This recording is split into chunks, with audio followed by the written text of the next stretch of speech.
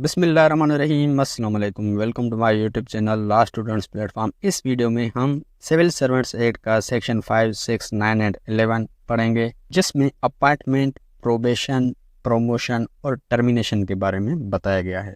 सबसे पहले है अपॉइंटमेंट।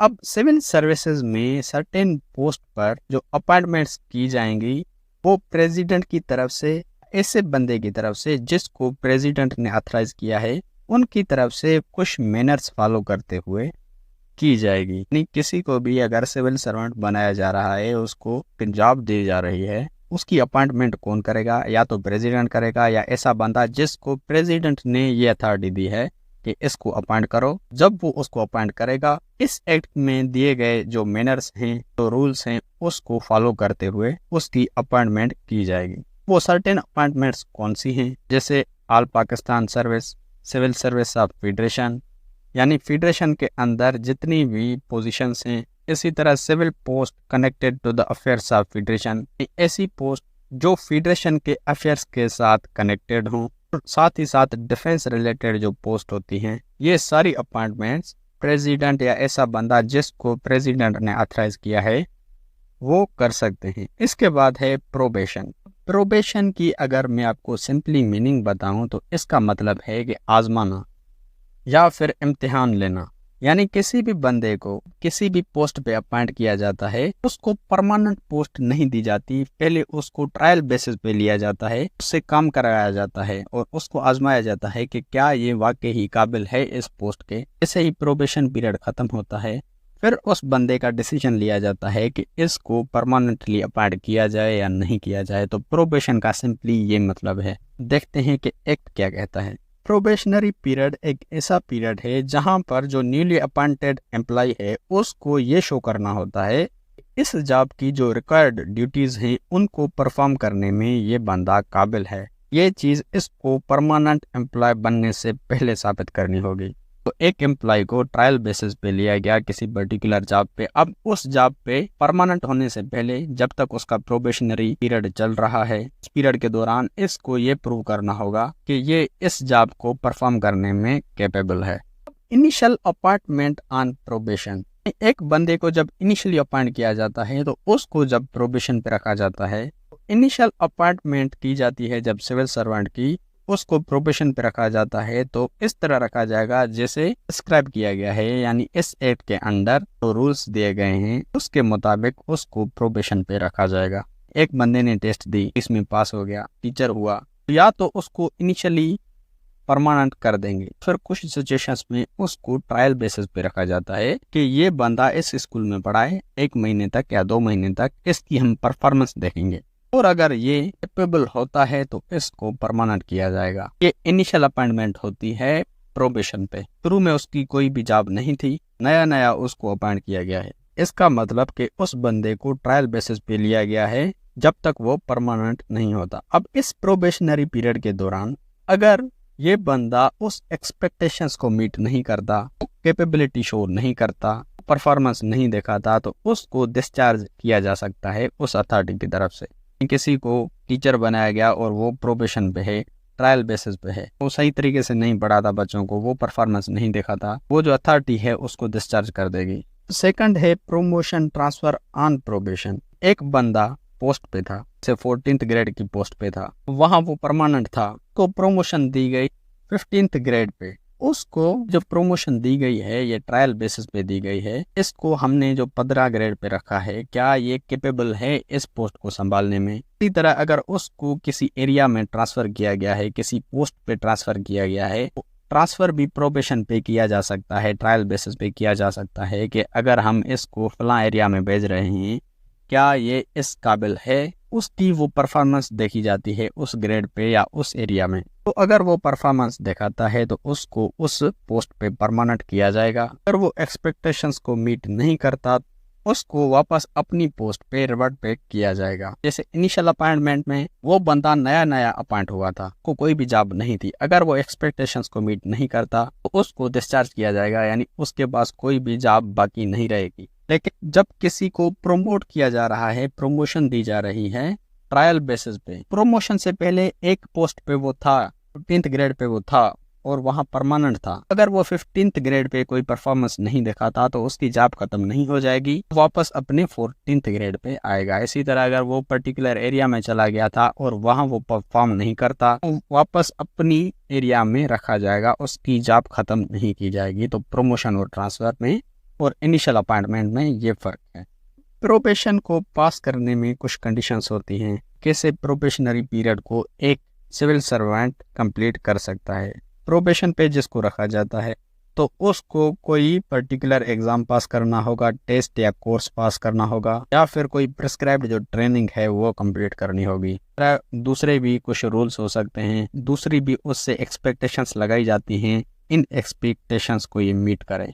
इसमें एक प्रोवाइजो है, जब एक बंदे को इनिशियली अपॉइंट किया जाता है, इससे पहले उसको कोई जॉब नहीं थी, जब उसका प्रोबेशन पीरियड कंप्लीट होता है, साथ ही साथ उस बंदे में ये भी चीज देखी जाती है कि इस एम्प्लॉय का कैरेक्टर क्या है, इसका बैकग्राउंड क्या है। जब एक बंदे को प्रमोशन दी जा रही है उस वक्त तो उस बंदे के पास ऑलरेडी एक जॉब है, तो उस बंदे का कैरेक्टर देखना मैटर नहीं करता कि उसका कैरेक्टर पहले ही बंदे को पता होता है। लेकिन अगर नया नया बंदा आया है, इनिशियली उसकी अपॉइंटमेंट है, तो उसका बैकग्राउंड भी देखा जाएगा, कैरेक्टर भी देखा जाएगा। अब रूल्स ऑफ प्रोबेशन, प्रोबेशन के कुछ रूल्स हैं। सबसे पहले है पीरियड ऑफ प्रोबेशन। एक बंदा जिसको इनिशियली अपॉइंट किया गया है या प्रमोशन के जरिए या ट्रांसफर के जरिए, उसको प्रोबेशन पे यानी ट्रायल बेसिस पे रखा जाएगा ज्यादा से ज्यादा 1 साल तक। सेकंड है containment and extension of probation. एक बंदे को जब ट्रायल बेसिस पे रखा गया 1 साल के लिए, जरूरी नहीं है कि वो 1 साल ही कंप्लीट हो। कुछ रीजंस की वजह से उसका ये पीरियड कम भी किया जा सकता है,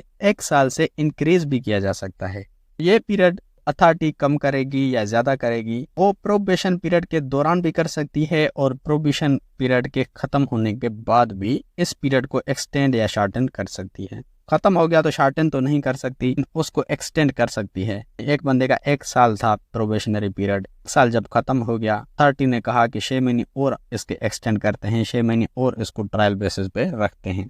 अब थर्ड है टर्मिनेशन ऑफ प्रोबेशन। जैसे ही प्रोबेशन पीरियड खत्म होता है तो जो अपॉइंटिंग अथॉरिटी होती है order to terminate the probation period issue करती है। फोर्थ है डीम्ड एक्सटेंडेड। अब अगर उस बंदे का प्रोबेशन पीरियड खत्म हो गया और उस अपॉइंटिंग अथॉरिटी ने कोई भी ऑर्डर इशू नहीं किया उस प्रोबेशन पीरियड को टर्मिनेट करने के लिए, तो ये कंसीडर किया जाएगा, ये समझा जाएगा कि ये प्रोबेशन पीरियड एक्सटेंड हो चुका है।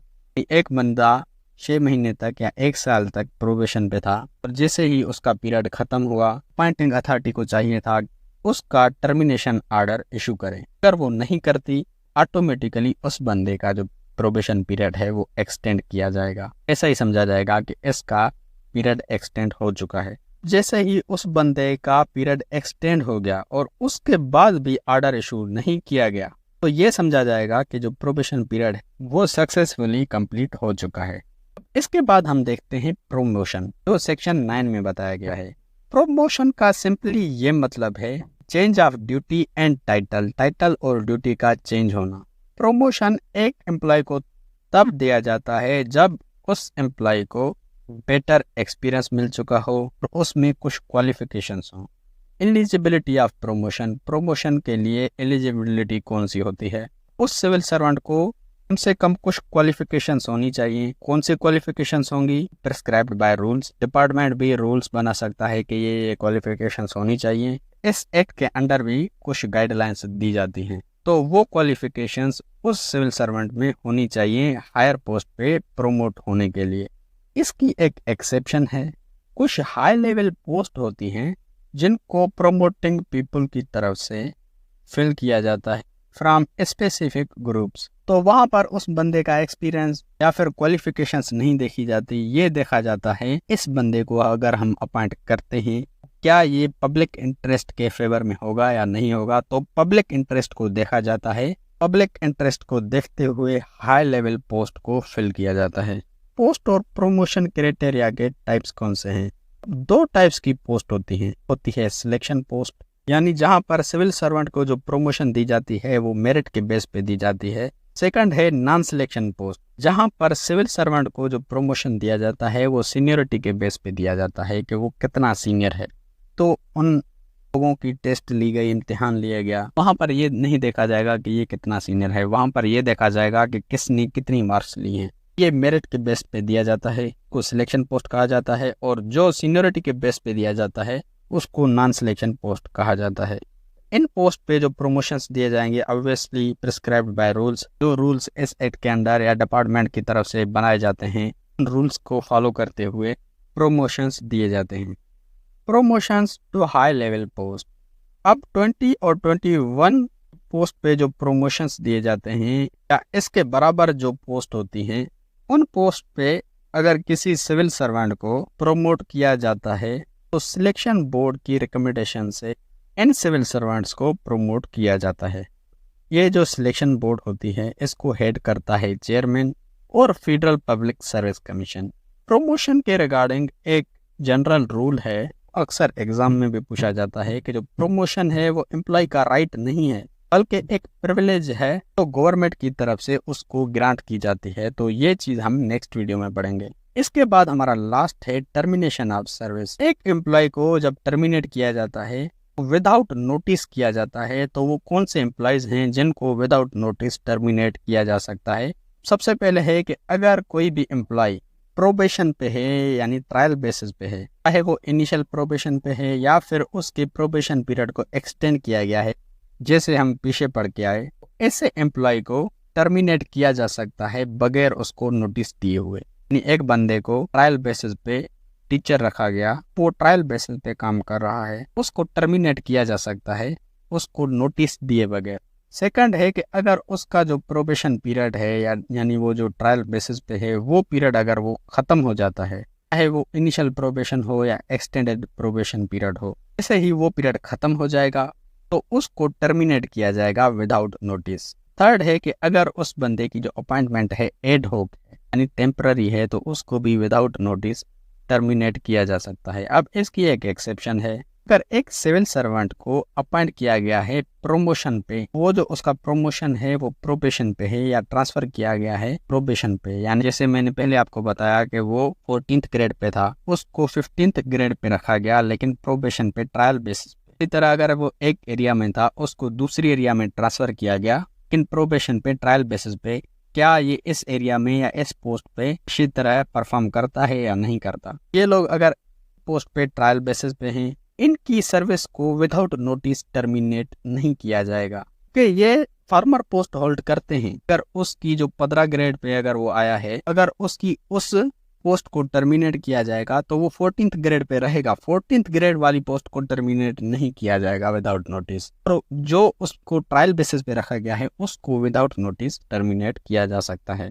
सेकंड है termination due to abolition of post. जिस पोस्ट पे वो बंदा था अगर वो पोस्ट ही खत्म हो चुकी है, अब जैसे पुराने दौर में जज के साथ साथ ज्यूरीज भी होते थे, आज के टाइम ज्यूरी नहीं होते, ज्यूरी की पोस्ट खत्म हो गई तो उस पोस्ट पे जो लोग थे वो भी खत्म हो जाएंगे, उनकी पोस्ट भी टर्मिनेट हो जाएगी। इसमें दो सिचुएशंस हैं, या तो वो पोस्ट ही खत्म हो गई जैसे मैंने आपको ज्यूरी का एग्जांपल दिया, फिर एक डिपार्टमेंट है जहां पर पोस्ट का जो नंबर है वो रिड्यूस हो चुका है, यानी डिपार्टमेंट में पहले 100 बंदों को अपॉइंट किया गया था, अब उस डिपार्टमेंट में इतना काम नहीं है, सिर्फ 50 एम्प्लॉयज की ही जगह है, 50 एम्प्लॉयज हैं उनको टर्मिनेट किया जाएगा।